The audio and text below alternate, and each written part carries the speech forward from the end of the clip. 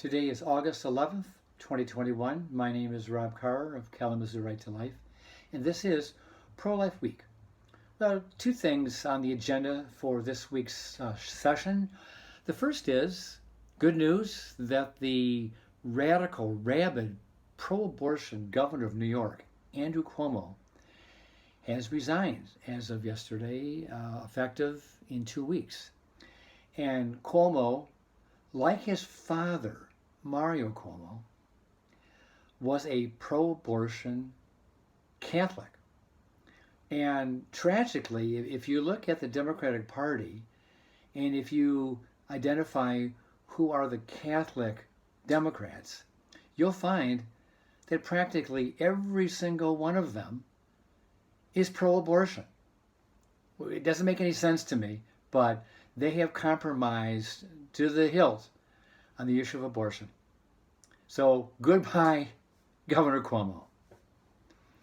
This is not to say that his replacement's going to be any better, because the leadership in New York State is very pro-abortion. So don't expect Cuomo's departure to be a breath of fresh air. It won't be. His replacement is also very, very pro-abortion. So let's leave that at that. The second item is regarding the Hyde Amendment. This morning, the Senate voted in what I guess I would call a non-binding vote on an amendment, but Oklahoma Senator James Lankford, good pro-life lawmaker, introduced an amendment to reinstate the Hyde Amendment into the federal budget, and it passed 50-49. All Democrats voted pro-abortion except one, Joe Manchin from West Virginia. And one Republican was absent from voting, and he would have voted pro-life. So you had 49 Republicans voting pro-life, plus Manchin made it 50, against the 49 pro-abortion Democrats. And tragically, and I guess I'll finish up with this is a tale of two Caseys.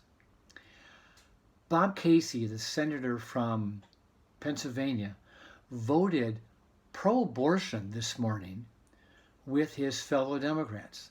Bob Casey claims to be pro-life. Bob Casey is the son of this man, Robert Casey, the former governor of Pennsylvania back in the 1990s. Well, a little history lesson here. Back in 1992, when Bill Clinton was securing the nomination for the Democratic Party, Bob Casey, Governor Bob Casey, requested the right to speak at the convention and to give a minority report on the issue of abortion. Casey was a very strong, convicted, pro-life Democrat. I mean, he was consistent on the issue of abortion. He didn't waver, he didn't waffle at all. He was very pro-life. And he wanted to speak to the delegates at the convention to remind them that not all Democrats were pro-abortion, that there were pro-life Democrats around the country who opposed the Democratic Party's platform that was so pro-abortion. And his argument is that the Democratic Party has historically been the party of the little guy, the party of the dispossessed, the party of the disenfranchised, the party of the weak. Well, that all fits the unborn. You can't get much more weak and helpless than an unborn child. So he was gagged. The leadership at the convention said to Governor Casey, no, you are not going to be permitted to speak to the delegates about the issue of abortion. You will be gagged, so to speak. And that's what happened. He was denied the right to speak, and pro-lifers all across the country celebrated his stance with a badge of courage that he stood for his convictions. So his son, Senator Bob Casey, is not his father's son. Tragically, he has compromised so many times on his votes that I don't see how the pro-life leadership in Pennsylvania could ever endorse him on any kind of an election. He is no longer a pro-life vote. He is unreliable. The Hyde Amendment was going to be an easy vote. 60% of the country, according to the latest polls, support the Hyde Amendment. Even 37% of people who self-identify as pro-choice support the Hyde Amendment.